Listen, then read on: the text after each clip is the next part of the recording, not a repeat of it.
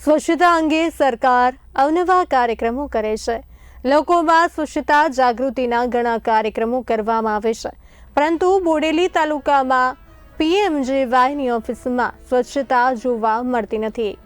ઓફિસમાં પોતાના કામ લઈ આવતા લોકોને ઓફિસમાં પાણી ભરાઈ રહેવાને કારણે હાલાકી પડી રહી છે।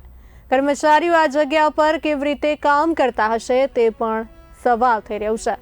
કચેરીની અંદર જ પાણી ભરાઈ રહે, તેનો નિકાલ ન કરે તે કેમ ચાલે?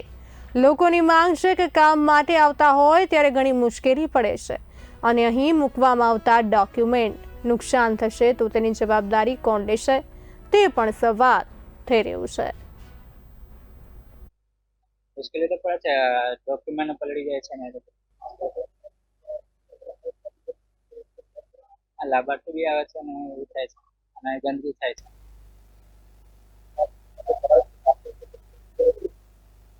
એ તો કીધું છે પણ કરાવે છે। રાઠવા શૈલેષભાઈ રાજપૂત। સદન ખાતે અનેક કચેરીઓ આવેલી છે, ત્યારે બોડેલી તાલુકા પંચાયતની સામુ પીએમવાયની જે કચેરી છે ત્યાં પાણીના ભરાવાને લઈને લોકોને ખૂબ મુશ્કેલી પડી રહી છે। અહીં વરસાદી પાણીના ભરાવાને લઈને ગંદકી પણ જોવા મળી રહી છે।